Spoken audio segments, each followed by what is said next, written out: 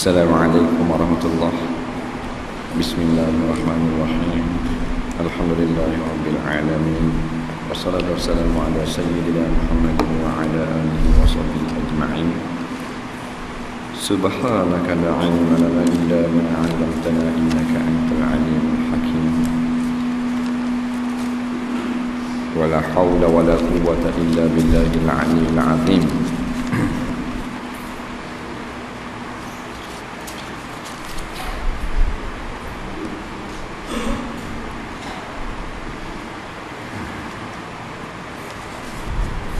Muka surat berapa ya?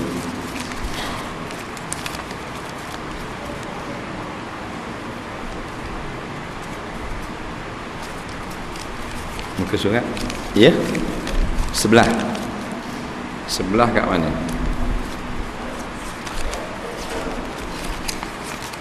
Bawah. Ya? Sebelah baris daripada bawah.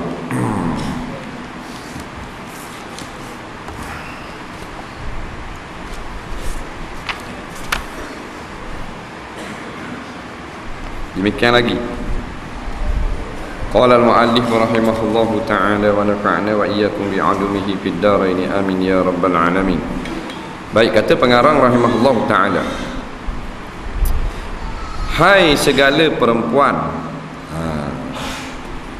hendak engkau melepaskan daripada mengerjakan pekerjaan yang tiada diterima Allah Ta'ala segala amal kamu, supaya sejahteralah engkau daripada azab Allah Ta'ala yang tiada sesiapa mengetahui di dalam negeri akhirat.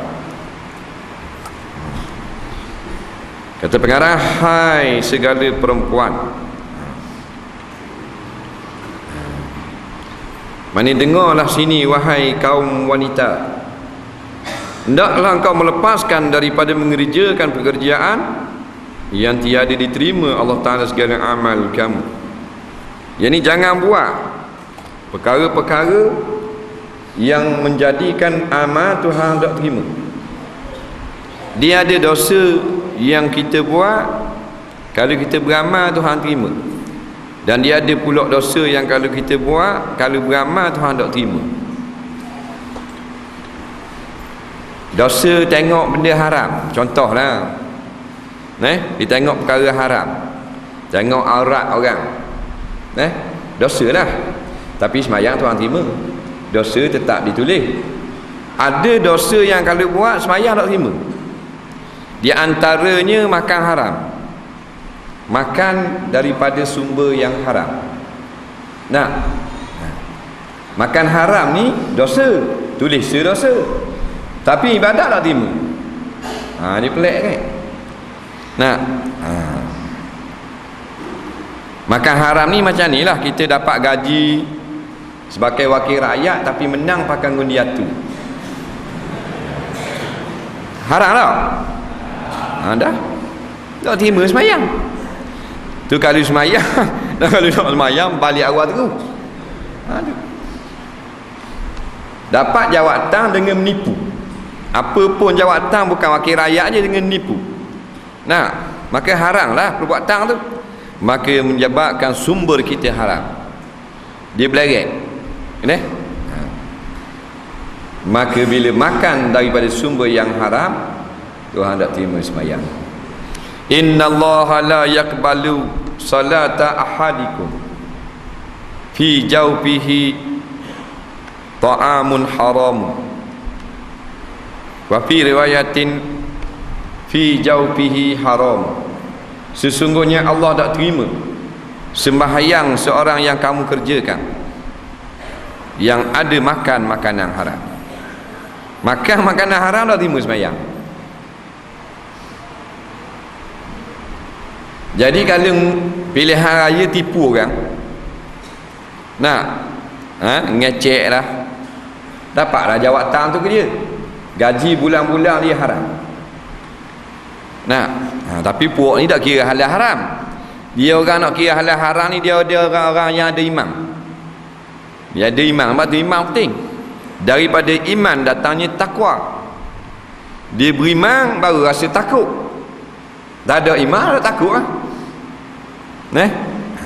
Ada iman, dia ada kepercayaan tentang balasan pada hari akhirat.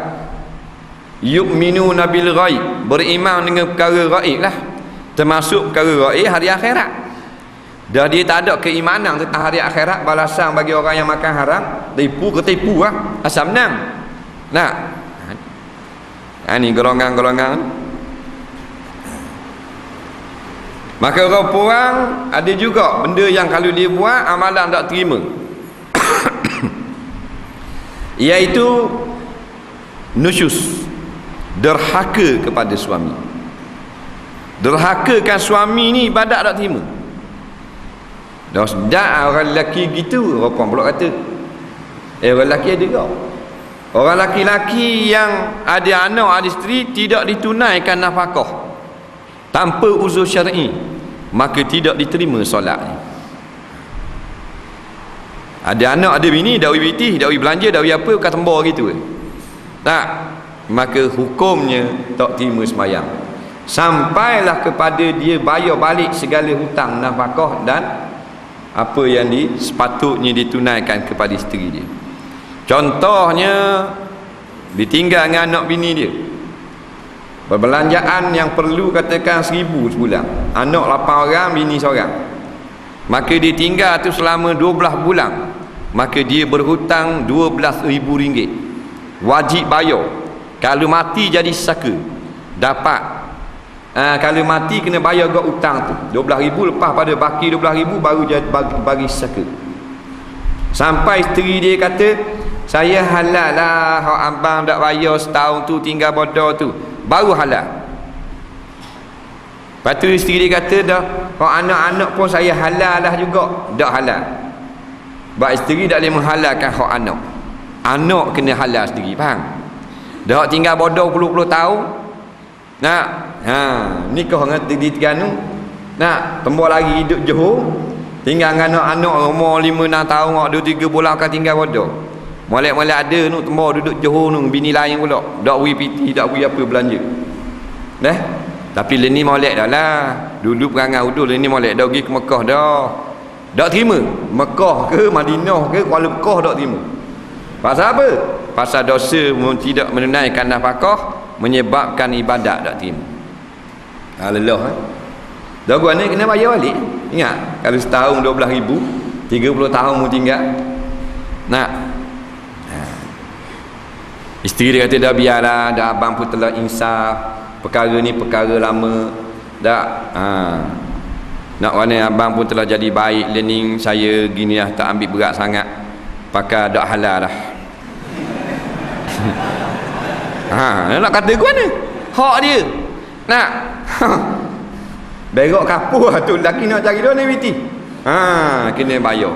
Dalam pemerintahan Islam, pejabat agama akan menyuruh si suami itu membayar balik dengan jalan ansur-ansur kalau tak mampu cash. Tu cara dia. Jangan derhaka kepada suami. Lawang suami, hebatlah suami tak lawang, pasal dia besar, tu lelaki kecil. Sekali nyelipah kita menyandar biar robok ikan masin. Tak. Memang tu lelaki tak lawangnya. Derhaka kepada suami. Semayang, Mekah, puasa, zakat, haji, balik awal. Ingat orang puang. Tak usah nak tunjuk kerak-kerak lah. Tak. Rendah air memang lembeknya. Tak usah lawang lah. Kalau nak lawang, kalau tak mau dengar kata, kalau nak jadi ketua, nak meretah, tak mau diperetah oleh suami, tak mau taat, tak mau apa, jangan berlaki. Dia seorang. Tak ada apa-apa lah. Dia tak suka disuruh, tak suka dihalang-halang, tak suka diperintah, pasal berlaki. Dah anak, beli anak ayam. Tak. Ada masalah. Main nak bersuami tak mau taat ke suami, tak boleh kan? Nak sembahyang jemaah tak mau ikut tu imam, mana boleh? Boleh ikut lah. Nabi kata iza raka'al imamu farka'u wa iza sajadu fasjudu. Bila imam rakaat barulah kamu rakaat, bila imam telah sujud baru kamu sujud. Mamu kata berat gitu ni ikut mau imam, malah aku nak buat sendiri. Tapi nak mayang jemaah nak boleh 27, mana boleh. kena ikut. Dah tak mau ikut, sembahyang seorang. Tak ada masalah. Tak mau ikut kereta, tak mau taat, tak mau apa. Dia kita tak suka disuruh-suruh. Duduk dah orang seorang rumah, ada apa-apa. Tak ada laki, senang. Ada laki kan kena taat pula, dah mau tak mau taat, duduk seorang dah yang nikah. Duduk seorang. Malam-malam tu khabar koknya sampai posta. Ada apa tak ada laki. Jangan kena taat. Deraka ni kalau hari lain daripada hari lampu merah, hari lampu hijau lah, kena senyum sama muka. Melainkan suami tak ada di rumah. Tu. Kalau masang pada lain pada hari-hari haid, deraka. Jangan main. Rupa dia di hari merah. Dia di hari hijau. Sebulan tu goliknya hijau 27 hari, 23 hari. Boleh lalu sama kereta. 7 hari tu jangan lalu kereta. Bang DJ. Faham tak? Faham? Faham?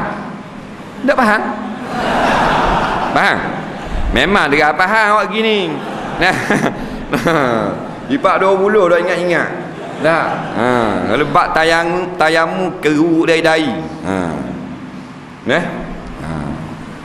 Jadi lain daripada hari haid, hari uzur, dia kena depan suami, kena senyum walau nak marah. Walaupun nak marah, walaupun sakit hati, walaupun memang gerang lama dah, kena buat senyum juga. Walaupun hati tu tak senyum, buat lolok senyum kerana suami kita. Dia adalah raja dan yang dipertuang agung kita. Kalau raja lalu apa tak senyum, tak apa. Tapi kalau suami lalu tak senyum, tak boleh. Dia kena gitu. Suami tak ada apa kan? Ni depan suami muka lah. Muka tak comel, kalau dia buat masang jadi uduh. Dah muka tak comel. Jadi macam tepung buku muka. Leni banyak catung kapan leni. Dah balik store ambil jara tu bik pula. Balik store ambil buluh dia 3 batang tembak pula. Tubik pula. Belebeknya muka. Faham? Sabarlah kapuang. Perjuangan. Jangan marahlah. Tapi sungguh bini ustaz pun catung ni muka. Balik store tubik pula ceramah. Pasal tubik pula. Dah makan dia gaduh tak? Petang bersama pula. Faham tak? Pacatung muka-muka. Jangan marahlah. Perjuangan untuk menegakkan Islam. Sabarlah kapuang. Nak kan suami ada tunggu markah. Jaga markah dok jaga, awak lari dengan biskut-biskut. Dalam jaga habis juga biskut. Nak ni kena jaga ni, kena jaga tu, kena jaga poh. Banyak tugas. Jadi sabarlah kau puan, jangan marah. Lepas raya ni kita qada lah. Qada pun hak kita juga. Jangan awak lebih kurang. Tak ada suami tak apa nak kelebek nyeng pun, nak catung pun, nak masa rebang pun. Ada suami walaupun nak marah lagu mana, wak lolok senyum. Payahlah repuang.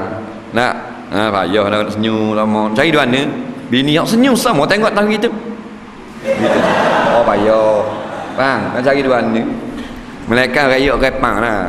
Nak kalau hajat dia tu kita tak tunang. Suruh beli apa-apa kita tak beli. Tapi suami pun bodoh kau. Hak isteri tu berbitak benda kengkam dia besar, dia cek-cek. Suruh beli selipar baru je. Ada 17 riyal. Tak beli tu apa? Belilah. Beli lah ke dia tolong basuh. Suruh dalam kita konyol. Bukan kata baju Melayu. Anak kita berak dia tolong basuh. Anak kita kejut tidur tengah malam, dia tukar ulik suruh tidur. Kita kejut dulu pun kita kuk dengan batal. Wak tak dengar.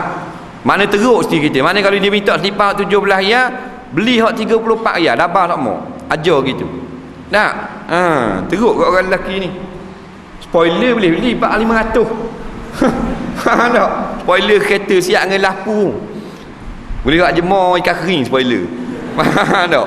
Kakak tukar sagna, kakak bos stiker tu, kakak tukar spekar. Bini suruh beli selipar apa tak beli. Tak betul kat orang lelaki ni. Kita masuk belah ke puang.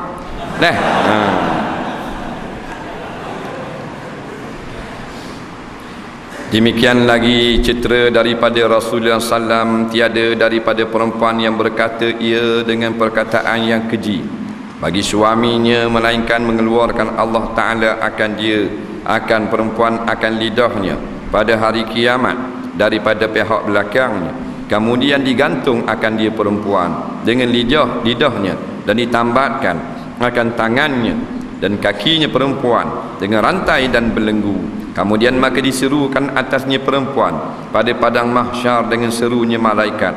Inilah balasan bagi orang yang derhakakan suaminya, kemudian menghela akan dia perempuan pada segala malaikat zabaniyah ke dalam api neraka. Kemudian berkata pula, rasa olehmu seksa yang amat sangat dengan sebab engkau derhaka dan menyakiti akan suamimu di dalam dunia. Kata Nabi SAW memberi amaran kepada kaum perempuan, maknanya perempuan-perempuan yang berkata dengan keji pada suami. Ni banyak ni. Hak ni kata uduh-uduh ke tok lelaki. Tak, ada hak maki, ada hak hamu, ada hak caruk, ada hak apa benda juga koh juga hek ke tok lelaki. Tak boleh. Raja tak boleh je kau. Raja walaupun buat salah sekalipun kena tegur dengan beralu. Tegur tak wajib tegur, tapi perkataan dengan raja tak sama dengan perkataan dengan rakyat jelata. Maka suami kita lebih besar daripada raja yang ada di bumi.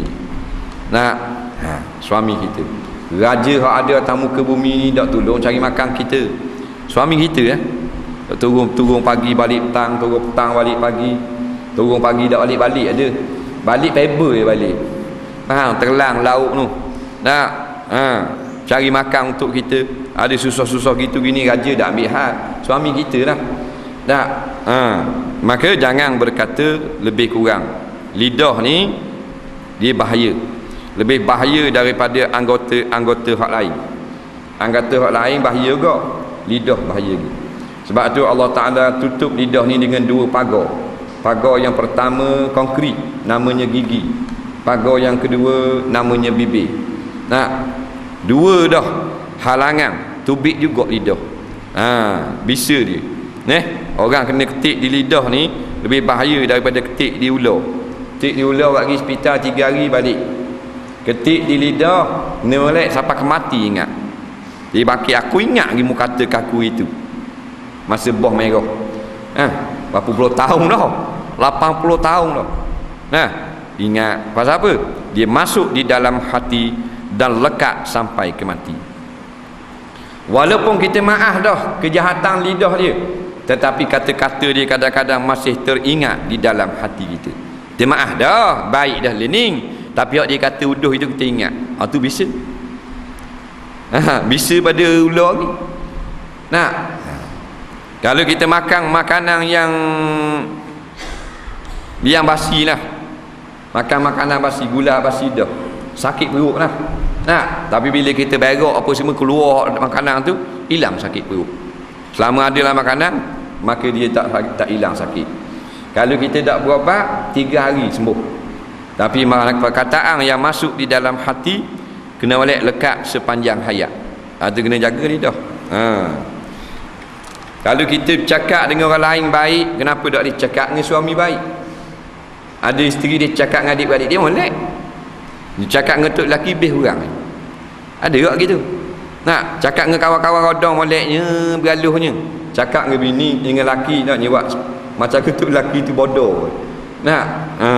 Tok lelaki pula hak jenis sabar. Baguslah sabar tu. Tapi dosa pada pihak perempuan. Bukan makna suami tu sabar, puan berdak dosa. Bila kita bersikap dengan sabar, maka isteri tetap berdosa. Kerana Nabi sebut 4 golongan dalam api neraka. Di antaranya yang jahat lidah kepada suaminya. Dipanggil 2-3 kali, tu lelaki tak dengar. Mu pekak aku panggil tak dengar. Dia kata gitu. Tu lelaki dia. Gitulah. Dah sayang dah tua ni lah. Masa tunang tu tak ada kata kok-kok gitu. Masa baru kasih itu tak ada. Semuanya molek belaka. Orang kata tak sah dah, lelaki ni tak molek. Orang kenal belaka dah perangai uduh biar nak juga. Kalau dak win nikah kita nak terjun air. Susah kok mau. Nah, biar yang boleh nyurat lebih kurang. Jangan cakap lebih kurang. Cakap molek. Kita kena belajar benda yang kita nak bercakap dengan suami kita. Tak? Belajar apa duduk saja. Orang tua-tua dulu dia ajar kalau anak dia nak nikah. Dengar ni mek. Kalau nak kata ajak makan nasi, kata gini. Jemputlah abang makan nasi. Kita ubuh dah laut ni. Mari makan. Ajak. Orang tua-tua dulu dia ajar. Kalau nak ajak tidur, mari bang kita tidur. Kita berasa ngantuk sangat dah. Sedap kau dengar. Tak. Lah kalau dengar kita kan seronok kita. Mari ai kepong. Dia gitu. Ni dah nak makan nasi. Nak makan nasi dah. Duduk lagi duduk bawah ulung kau daun. Hati kejap. Bayar orang ubuh tak mau makan. Lagi bahan kucing. Ni aku tinggal ni. Tak tahulah. Buah siri lagi. Malah cara dah aku. Ngaso kau puang. Ngaso. Tak. Tapi tak nak bitak-biti lembut. Piti 50 bang. Kita tak ada dah piti. Lembut dia. Memang dia pelakon sandiwara sungguh. Kau puang. Kau itu sungguh tak dai. Kena bergaluh sama. Segala apa benda perhubungan kita dengan suami, kita latih dengan perkataan yang terbaik. Tengok suami kita makan kerek ubu kuah singgang. Abang suka sungguh makan suah singgang. Kita siapa rasa hilang lelah-lelah. Orang kata gitu. Ke payah sangat. Tengok nak habis dah nasi dah pinggan, tinggal 2-3 mulut lagi. Nambah sikit lagi bang. Tak kan dengar. Dengar tak oi? Bukan gurau, suruh buat sungguh. Baru sedap. Dalam keadaan dia tengok sama kita kunyak, kita ambil ikan, dia tengok kita tambah kuah, dia tengok seronok. Dia duduk depan kita. Baru kita ke seronok nak makan. Jadi selera pun selera. Ni dah kita suruh buat nasi belebek. Suruh buat air, buat nasi. Nasi pula tak ni bubur kacang. Kejut tu lagi. Kelorah kain-kain kalau gila habis-habis kurang. Tu lelaki makan nasi nak habis dia 3 mulut tinggi tinggal. Air dak buat sekarang. Dah air dak buat. Dah kita dah ingat. Buat sendiri. Kurang berat. Sungguh. Jenis bekeng gitu. Allah Rabbi. Tak tahu lah. Tapi biarlah sabar. Sabar. Dia memang jenis gitu dia. Jenis tak apa je sendik dia bagi. Jadi orang perempuan yang jahat lidah kepada suami, akhirat kaki kalau suami tak halal perbuatan dia tu, ditarik lidah keluar ke belakang. Tebuk tekak ni malaikat Zabaniyah terik lidah kita sakit ya. Kalau gigit lidah sakit dah. Tebuk tekak terik ke belakang. Lepas terik ke belakang sakut ngenyakup si. Macam orang sakut berah, orang akak berah. Kalau rasa tak sakit ke apa malah ni teh tu ngenyakup kali. Kalau rasa anggar bekeng sakut dengan besi tu digantung di api neraka. Diletakkan pada tengkoknya rantai dan belenggu diheret di atas keadaan sosang, muka menyodok tanah. Diheret ke dalam api neraka. Kemudian malaikat berseru kepada sekalian penduduk mahsyar, inilah balasan perempuan yang jahat lidahnya kepada suami. Ini balasan. Ni bukan gurau-gurau ni. Ni cerita betul. Ni cerita betul. Cerita akhirat tak boleh reka-reka. Dia kena Al-Quran dan hadis. Ulama tak boleh ijtihad dalam masalah akhirat ni. Jadi bila dibakar dalam api neraka, kata Malik Zabaniyah, rasa lah apa yang telah kau kerjakan kepada suamimu dalam dia, rasa learning, tidak takut. Kalau kata gini-gini, aku nak balik ke mamak aku nak balik ke mamak aku, gitu kan. Tu lelaki, jangan mek jangan nak balik, aku nak balik, main gitu. Kita pergi atur oleh-oleh ada. Ingat ke kita nak pergi atas wak lalu, ada apa nak balik kita pergi atas lah. Nak balik lalu. Faham tak? Siapa di rumah je tak apa. Minggu tak tanya lagi. Khabar. Kita pula kita tanya. Dah susah kalau kita duduk seorang tak? Duduk seorang. Malam-malam ngigar pukul 3. Dah. Bini terbawa lari balik ke rumah mak. Tak ada hal. Lari gitu balik ke rumah mak, rumah tok, rumah ayah. Tak terima semayang start daripada lari. Jangan buat kerja gitu. Sebab tu nak mikir, nak nikah, nak berlaki, mikir awal-awal dulu. Sebelum nak buat. Ni pekerjaan besar. Besar pada buat rumah, besar pada buat mengundang. Bersuami ni pekerjaan besar. Silap hari bulan, merana badan. Ketahuilah olehmu bahawa sungguhnya wajiblah atas segala perempuan itu mengikut perintah suaminya pada barang apa perintahnya yang tidak membawa kepada maksiat. Apa jua suami perintah yang tidak maksiat wajib buat. Memang asalnya orang perempuan tak wajib buat sesuatu pun apabila dia berkahwin, tetapi bila suaminya suruh maka jadi wajib buat. Orang perempuan ni tak wajib buat air, tak wajib masak nasi, tak wajib jahit baju untuk lelaki dia, tapi bila suami dia suruh menjadi wajib. Dia gitu. Kerana tugas orang perempuan ialah suri rumah. Inilah profession yang terbaik sekali. Kerana inilah tugas isteri para nabi daripada dulu sampai ke akhirnya, iaitulah suri rumah lah. Ada dia tu rumah tu jadi seri. Tak ada orang puan, tak ada seri. Tengok rumah orang bujang kan, neta kalang sekali. Hanya panas sekali.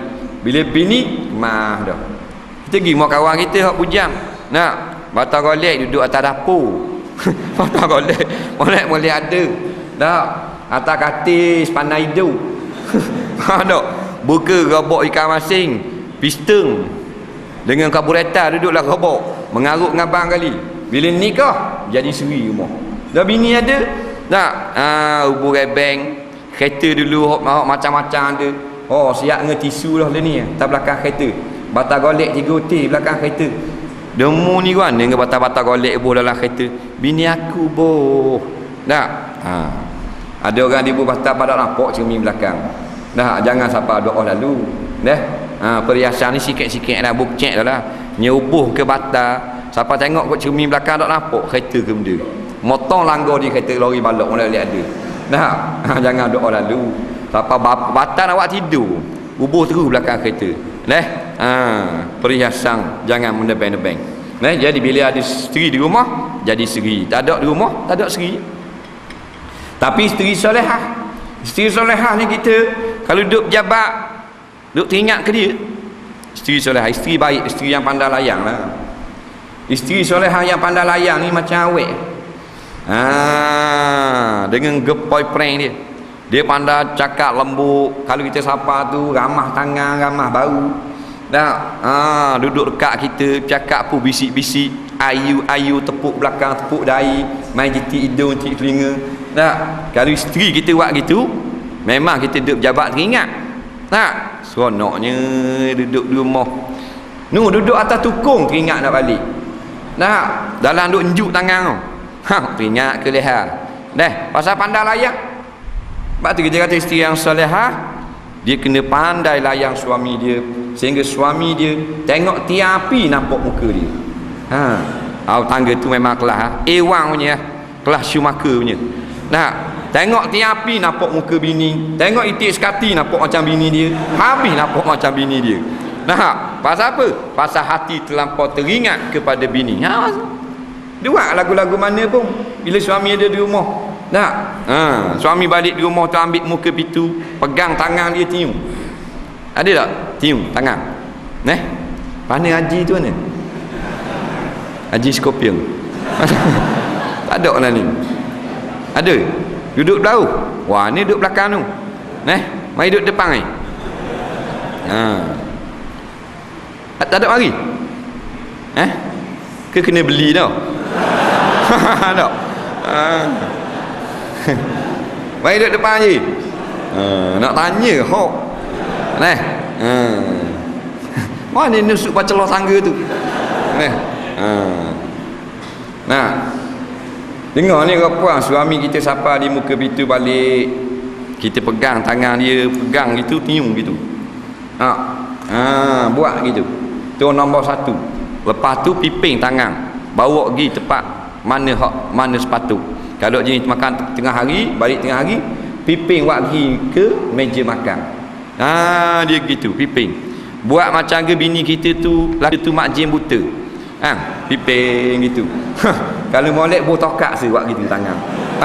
Marilah bang, sila bang, marilah makan. Saya buat lauk sedap ngak hari ni. Dak, celup tepung politik sekati. Faham? Gitu. Baru sungguh. Dak, biar jangan diterik kursi kita, tolong terik kursi. Sila duduk abang yang manis, yang handsome, yang cung. Comel sungguh abang hari ni. Macam JKK pula. Dia gitu. Nak cari duana isteri gitu. Jangan payah lah. Tapi biarlah orang puang bakilah segala kesilapan. Kita ubuh lauk, kita ubuh apa, jemput makan, jemput minum, tengok dia nampak selera, kita nambah. Nampak dia nak basuh tangan lah, biasanya macam nak basuh tangan, kita ambil makuk basuh tangan, tolong jiru, jangan diwi jiru. Lepas dia basuh tangan, kita ambil tangan dia, kita lak, kita piping masuk dalam bilik. Allah, kalau ada suka, memang suka. Kerik MC ya. Orang kata sutong catuk ni mula. Biar mula. Esok candak dak duduk rumah, candak rumah dah malam ni. Tak. Nampak? Baru suka. Tu ni tak mandar. Tu yang tu lelaki dia pergi maidang. Tunggu pagi balik petang.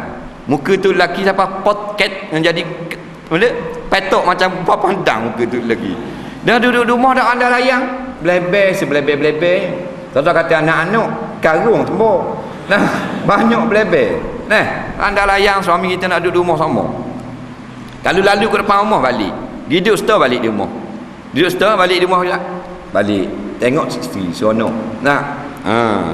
Suami kita sejang lagi nak masuk dalam bilik, kita kena masuk dulu. Berapa kali besar dah? Tak buat pun. Ke buat dah? Tak buat. Dengar saja. Kita tahu suami kita malam ni masuk awal sikit pasal esok nak bangun pergi ngundi. Pukul 12 lagi masuk. Pukul 11 kita masuk dulu. Kebah-kebah pak tidur, tukar sarung batal, tukar dengan cadar. Betul batu golek tu biar duduk tengah. Batal lepek, buaya duduk atas kepala betul-betul. Kalau boleh terik dengan tali biar sama. Faham? Ujung-ujung kain cadar biar sama jatuh atas latar. Bagus gitu. Jangan ada senda benda selah pun di atas latar. Kerana raja kita, suami kita akan masuk sejam lagi. Kita betul tubuh kita, cari pakaian-pakaian hok seksi-seksi hok zaman lama. Kalau boleh hok siap daripada keting sampai ke atas belakang siap. Mana baru seronok tengok. Bubuh dengan segala minyak wangi, ada kecu lomo lecu, ada sedo lomo sedo, tak ada sedo, bahan ngecat ICR pun apa. Tak. Bubuh biar wangi serebok. Baru tu ngadak dengan cermin betul kat ni, mana-mana tisu hok lebih tu tarik balik dengan tisu ni, gecu hok lebih tu ni beluah gecu lek bawah ni. Celok siapa dak kena atas mata, bahan atas dahi tu celok. Tak benda apa biar manis. Suami kita pun masuk tengok Allahu Rabbi. Cadang nak baca surat khabar, lepas terus surat khabar. Tu baru ya. Ni suami masuk tamalang, kita dah masuk ni. Duk tengok Gusti. Bini bagi tengok Gusti. Tu lelaki panggil ya. Oh ngeyang. Mari ya. Dah masuk. Lihat. Birah kek. Tak ayang. Hati kok lu. Lampu lapi lampu lapi. Lampu lapi awak mati zaman kirung. Dia duk adak juga. Tu lelaki kita kok panggil wih seni selema ketua mejah mek ani. Wow. Panggil wow. Dah masuk juga wow pun. Kerana apa orang. Apa kawan tu duduk dalam apa pos serah. Dah masuk juga. Ambil batal golek kenyek dah masuk juga. Pombuk batal lepel dah masuk juga.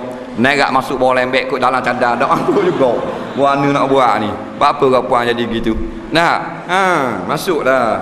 Biar betul. Dia kalau kita tengok macam dia nak balik lewat sangat, kita tanya. Saya dah tak tahan dah ni ngatuk mata. Saya masuk dulu boleh kau? Ada kau tu lelaki nak tengok bola tengah malam. Dah pukul 1:30 baru sepuh. Baru 2 minit main.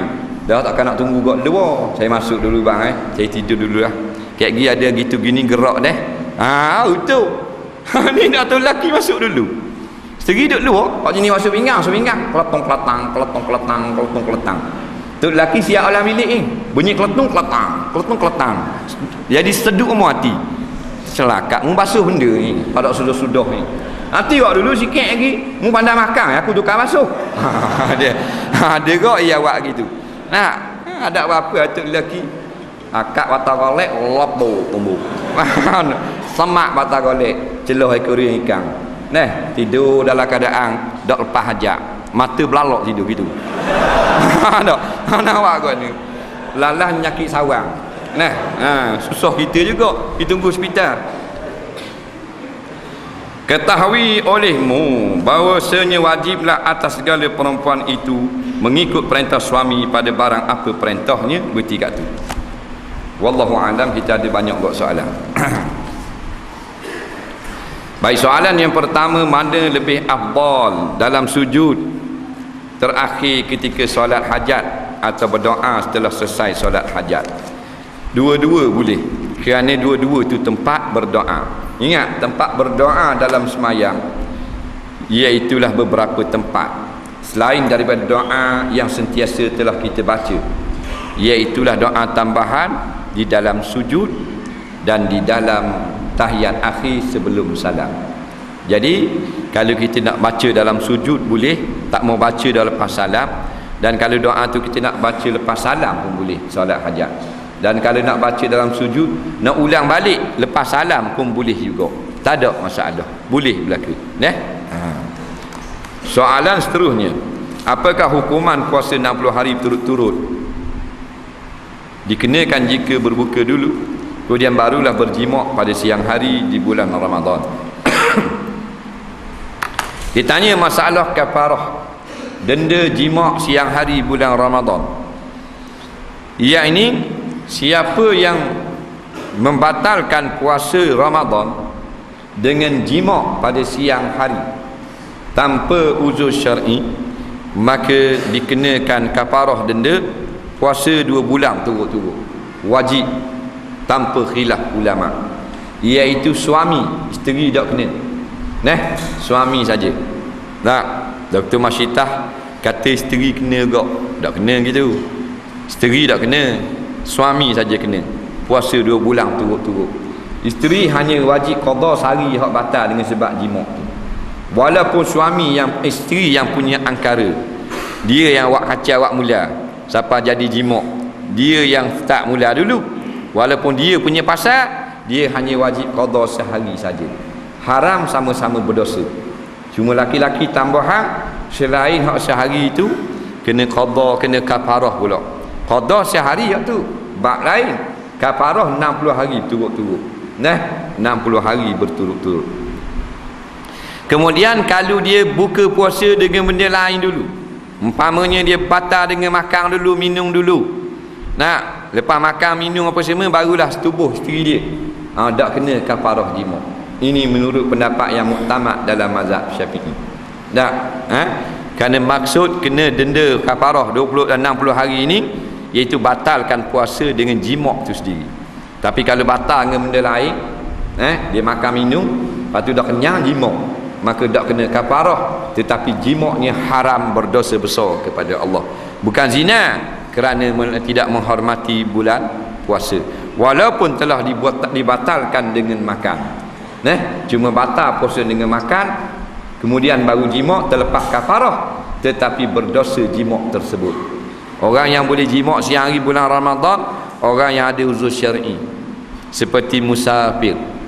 Dia musafir sampai kepada had boleh buka puasa, dalam buka dia jimak, tak berdosa. Lagi orang yang sakit tak larat, tersangat tua, umpamanya 130 tahun dah umur, esok ada yang ngundi 130. Lahir tahun 1889 dalam IC, dalam daftar SPR, maknanya 130 tahun umur. Tak boleh ngundi juga. Nampak gua ni? Macam-macam bahasa esok. Atu kopek ada. Dah putih anak ada. Sundal Malang ada, Dracula ada, macam-macam ada esok. Segala jenis hantu tubik belaka. Jadi kita kena jaga esok, terutama di tanah-tanah perkuburan. Jaga situ. Pasal lepas ngundi mungkin balik situ semula lah hantu. Tu dak main kubur dah ni, main sekolah. Soalan seterusnya, saya azan, saya iqamah, saya juga jadi imam sebab orang lain suruh saya, sedangkan ada lagi orang lain dalam 4 atau 5 orang, boleh ke? Ada 5 orang dalam surga tu. Bila time masuk waktu, kau suruh dia bang, suruh azan. Lepas tu bila nak semayang, kau suruh dia qomat. Lepas dia qomat, kau suruh jadi imam. Gua ni cerita lagu ni. Nyanyi lah. Dapat 5 orang lagi lagu ni. Hukumnya makruh perbuatan tersebut. Makruh dan bid'ah. Sepatutnya bila seorang tu telah azan, maka hendaklah orang lain yang jadi imam. Melainkan tidak layak orang lain yang menjadi imam, melainkan tukang azan. Kerana yang akan jadi makmum orang yang maka baru boleh. Siapa yang azan, dia boleh jadi imam. Asal orang yang azan hanya qomat, tidak menjadi imam. Man azana wa huwa muqim, barang siapa yang mengazankan, maka dialah yang berhak mengqamatkan, Nabi kata.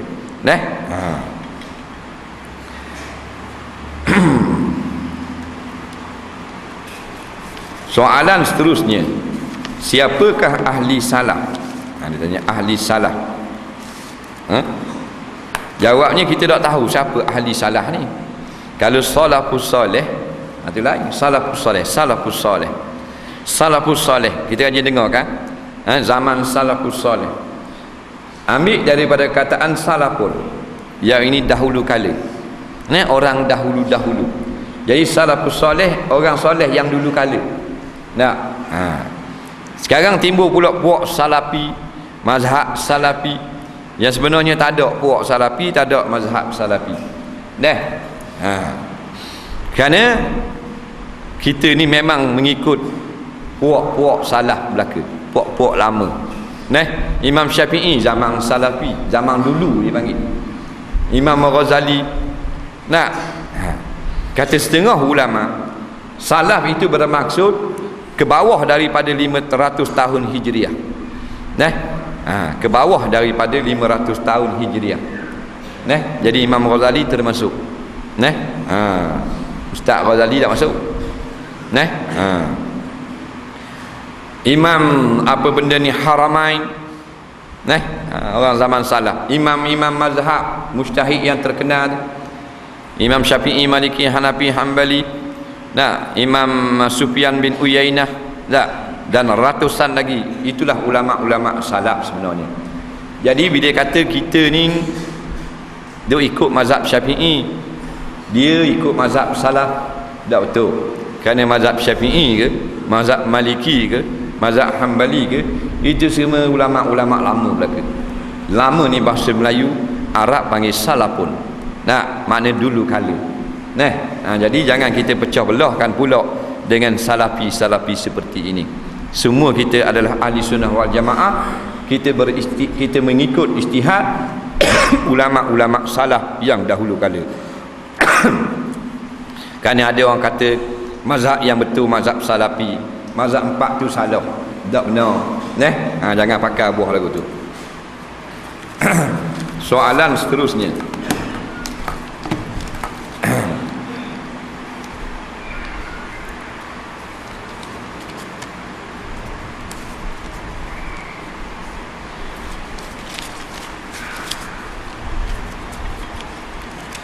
masalah solat ikut orang, ingin solat berjemaah, bolehkah saya cuit atau pegang atau lafaz takbir untuk dia jadi imam? Dia nak ikut orang tu, nak supaya orang tu jadi imam dia tanya boleh cuit tak? Apa yang setahu kita tak boleh cuit. Kerana tidak ada seorang ulama pun yang kita tahulah, kalau tak tahu Allahu a'lam, yang suruh cuit kalau kita nak ikut orang jadi imam. kita hanya perlu duduk di belakang dia kalau lebih daripada seorang, dan kita hanya perlu duduk sebelah kanan dia kalau kita hanya seorang diri. Kalau kita seorang, kita duduk sebelah kanan dia, kita takbir Allahu Akbar. Nah, kenapa tidak disyaratkan kena cuit ataupun beritahu dia itu supaya dia jadi imam? Kerana orang yang menjadi imam selain sembahyang Jumaat tidak disyaratkan niat imam, sah dah. Nah, cuma kalau kita duduk sebelah dia, kita takbir ikut dia, dia akan ikut, dia akan tahu, dan sunat dia berniat menjadi imam. Tak wajib pun niat jadi imam. Begitu juga kalau duduk di belakang dia, kita takbir kuat sikit menunjukkan kita ikut dia, maka dia dengar, dia pun ingat dia jadi imam boleh. Niat jadi imam ni sembahyang seorang pun ada ulama kata boleh. Ada ulama yang fatwa kita sembahyang seorang di rumah tapi niat jadi imam, sembahyang seorang dalam masjid niat jadi imam. Ada ulama yang mengatakan harus. Dan mana malaikat? Jin Islam. Jin Islam sembahyang belakang kita. Nah, dia makmum.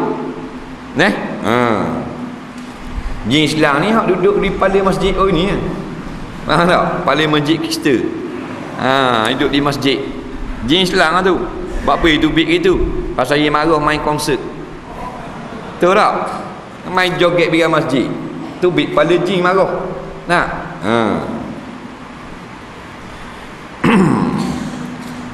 Jadi jangan cuit. Cuit ini masalah kita pergi nak semayang, sah penuh belaka dah. Bila sah penuh kiri kanan, tak ada ruang kita nak masuk seorang, maka kita takbir belakang orang, kembah pada takbir kita pun tarik dia perlahan. Maka orang yang kena tarik sunat undur. Siapa ajar? Nabi yang ajar. Situ saja tempat cuit. Kita pergi nak semayang seorang belakang makruh. Sebab Nabi pernah tegur seorang jemaah dia semayang seorang belakang. Nabi kata lain kali jangan buat gini. Ulama kata larangan tersebut makruh. Pasal apa? Pasal Nabi tak kata suruh qada semula, menunjukkan semayang tu sah. Jadi Nabi ajar duduk di belakang dan tarik orang depan. Jadi ulama mempericikan lagi, bila kita tak ada ruang, jangan semayang seorang belakang, kita tarik orang depan. Sebelum tarik tu kita takbir dulu, jangan cuit dulu suruh hunduk. Kita takbir Allahu Akbar. Kemudian barulah kita tarik dia. Jangan tarik kuat luli batin. Cuit gitulah. Dan jangan kita duduk belakang orang yang kita nak tarik tu. Kita duduk belakang dia, dia undur dan balik, beruduk kapok. Faham tak? Kita duduk kanan atau kiri dia lah. Itu syarat-syarat dia. Kemudian disyaratkan lagi, orang yang kita nak tarik tu, biarlah orang yang kita anggap dia akan gostan, dia reti hukum ni. Kalau orang yang kita tak sedap hati orang ni, jangan cuit, berkocok hanya kalau hari ni. Kita cuit, dia pun paling lapuk seperti tak muka kita. Natam dia main cuit-cuit tengah semayang. Jadi tak boleh jadi balok. Kena tengok orang juga lah. Situ tempat cuit. Satu tempat je. Hak jadi imam tak payah cuit.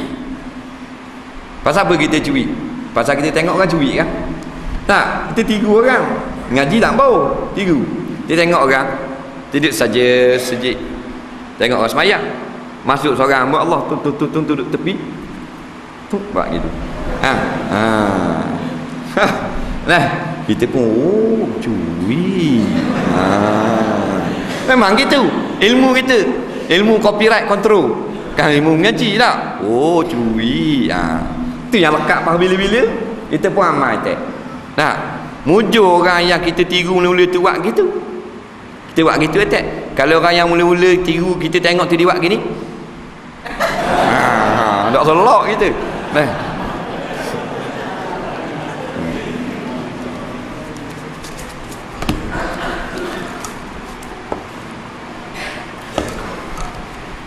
Apakah hukum saya pakai baju Melayu ketika solat, tapi seluar saya bawah daripada pusat? Sah ke tidak solat saya itu? Dia pakai baju Melayu tapi seluar bawah pada pusat. Seluar bawah pada pusat, mana seluar ni dia pakai neleh lah. Sah ke tak? Jawabnya tengok baju Melayu dia. Kalau baju Melayu dia tu masa dia rokok sujud tu, tidak menampakkan pusat tadi. Nah, maknanya labuh lah macam biasalah baju Melayu. Nah, walaupun seluar tu neleh pada pusat, nampak bawah pada pusat, tapi dah baju Melayu nampak, tak ada masalah. Cuma syaratnya kena kacing sampai tekuk. Nah, jangan sampai bila kita rokok terbuka gini nampak dalam pusat batas sembahyang. Kerana pandangan aurat daripada atas dikira juga. Tapi kalau kita kacing gini, walau tak kacing tekuk gini, nak tengok tak boleh dah. Dia yang batal ni kita kacing setakat mana? Setakat yang kalau kita buat gini nampak dalam.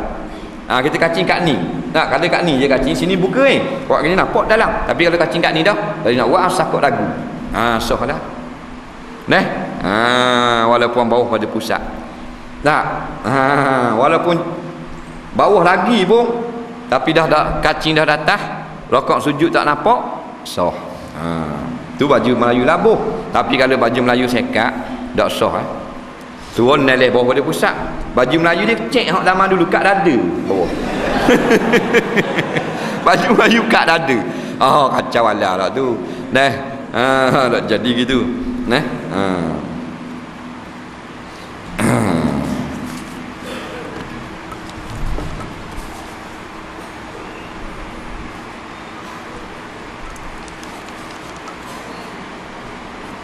Saya baru kematian suami dalam 1 bulan ini.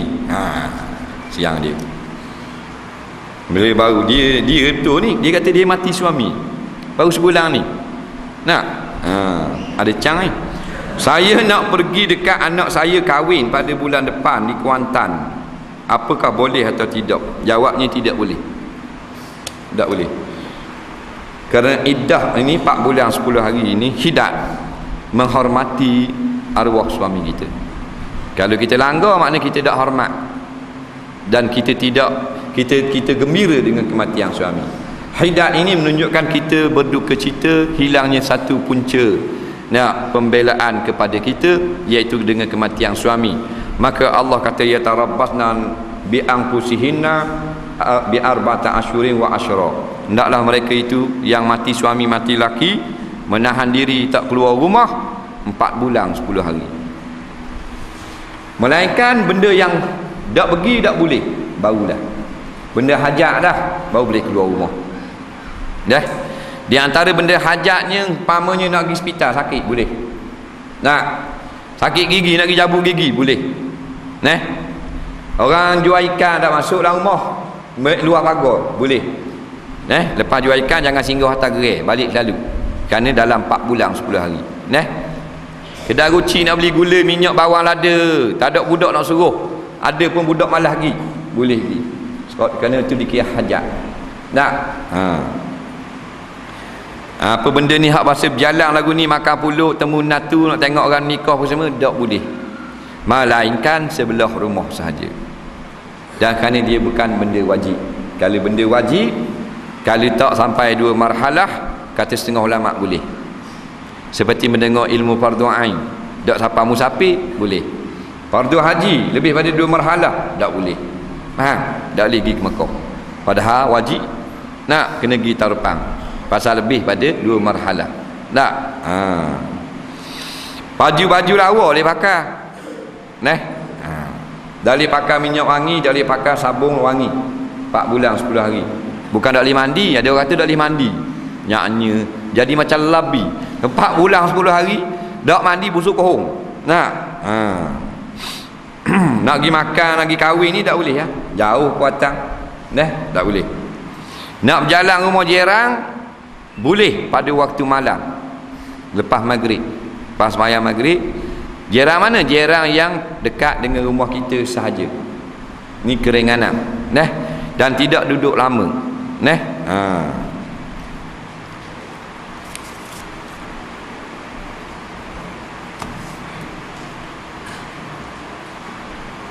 Baik, ni benda ni. Ustaz lebih rasional mengambil kerusi Donald Duck. Mana pula dia ni? Tak gerak kita.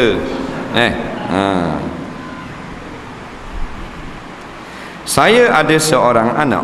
Saya baru tahu yang saya mengandung. umur kandungan saya baru 2 minggu. Dosakah jika saya mahu membuang kandungan ini?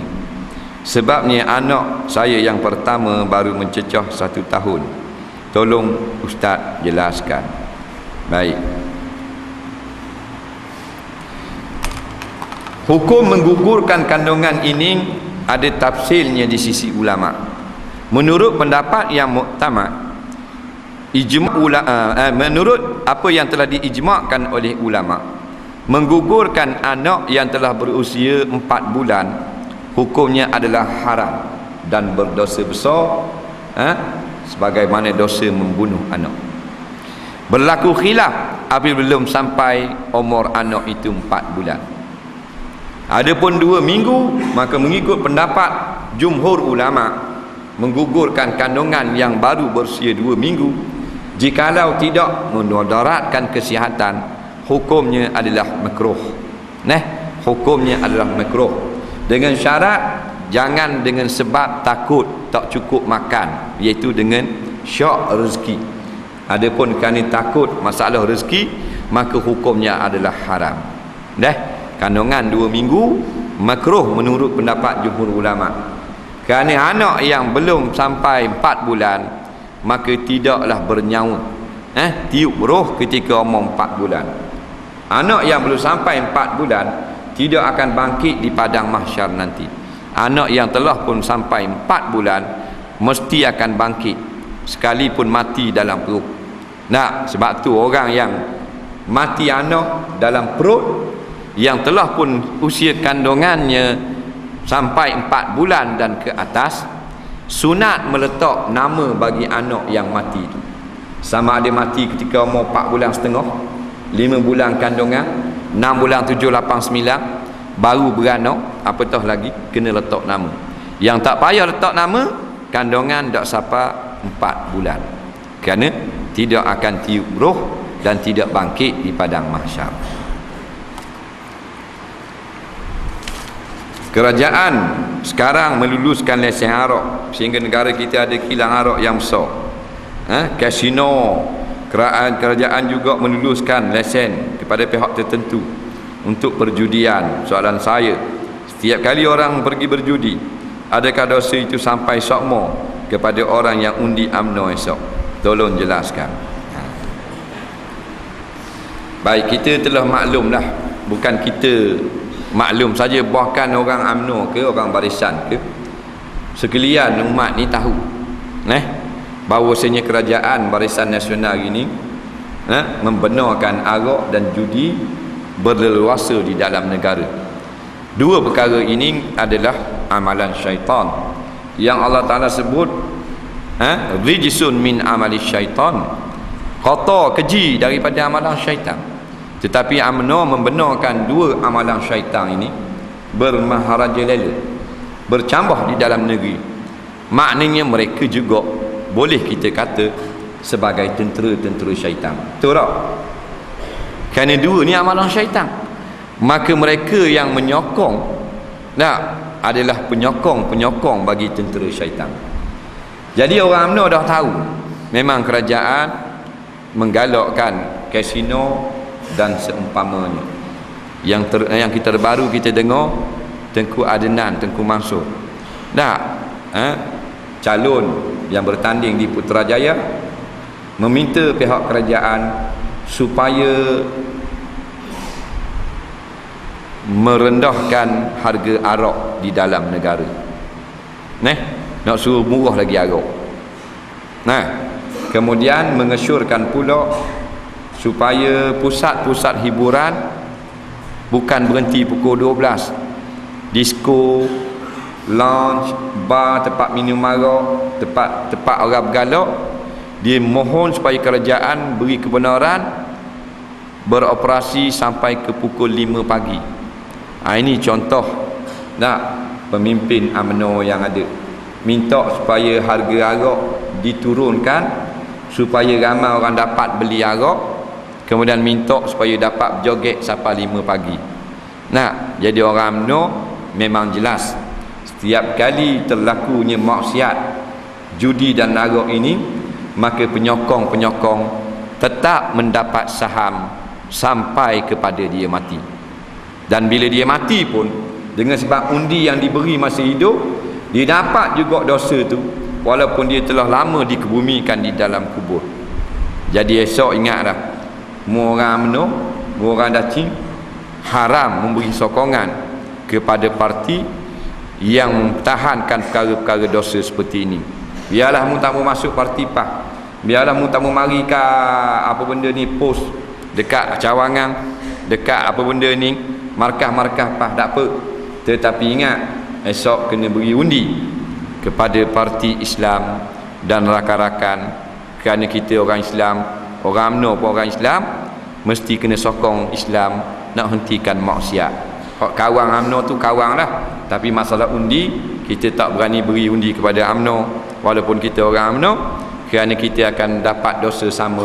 Setiap disko yang dilawati, setiap bar yang diminum arak, setiap karaoke yang menghidangkan perempuan-perempuan, setiap perjudian yang berlangsung dalam negara, setiap ting-ting arak yang dipasarkan daripada kilang-kilang Malaysia ini, kita tetap akan dapat saham sampai kepada mati. Jadi minta khabar kepada adik kakak yang UMNO, balik ke pangkal jalan, iaitu bukan balik kepada parti PAS, balik kepada Allah Ta'ala. Jangan beri undi kepada UMNO dan Barisan Nasional atas dasar nak elokkan diri daripada dapat neraka dan dosa peri yang memberi beban dan azab yang sengsara pada kita. Jadi ingat, esok 8 hari bulan 3 mengundi awal-awal, kita dah pesan acak kali dah, IC jaga baik, ramai hak nak ketek IC, ramai hak nak curi IC. Undi awal-awal, lepas pada mengundi terus buat penjagaan, nak katok pala atu pula, ramai nak buat kacau. Kemudian masa nak bilang undi, siapa-siapa yang terlibat, tengok molek. Tadi saya sapa mesej daripada London mengatakan kemungkinan kertas-kertas undi daripada luar akan masuk untuk ditukar ketika pembilangan undi dibuat. Nah, pegawai kerajaan Malaysia yang bertugas di London beri pesanan, mungkin masuk kertas-kertas luar, masa nak bilang undi itu perhati molek, jangan pelik mata, kerana kita berlawan dengan penipu yang paling besar di atas muka bumi sekarang ni. Bukan zalim saja, bahkan raja penipu besar. Tidak ada yang lebih lebong daripada UMNO dan Barisan Nasional. InsyaAllah kita nak tengok lepas daripada ini, jatuhnya Barisan Nasional bukan rebah orang UMNO, rebah partinya tak dapat memerintah. Dia tak payah rebah, dia saudara kita, parti dia rebah, BN rebah. Itu kewajipan kita. InsyaAllah kita bertemu bulan hadapan, InsyaAllah dengan Menteri Besar baru pula. Bismillahirrahmanirrahim. Alhamdulillahirabbil alamin. Wassalatu wassalamu ala sayyidina Muhammadin wa ala alihi washabihi ajmain. Allahumma anfa'na bima 'allamtana wa 'allimna bima yanfa'una. Rabbana zidna ilma, Rabbana atina fid dunya hasanah fil akhirati hasanah wa qina azabannar. Wa sallallahu sayyidina Muhammadin wa ala alihi washabihi wasallam. Walhamdulillahirabbil alamin. Lepas solat Isyak, kita solat hajat untuk kemenangan Islam dan niat supaya Allah Taala patahkan cubaan nak menipu dalam pilihan raya esok. Assalamualaikum warahmatullahi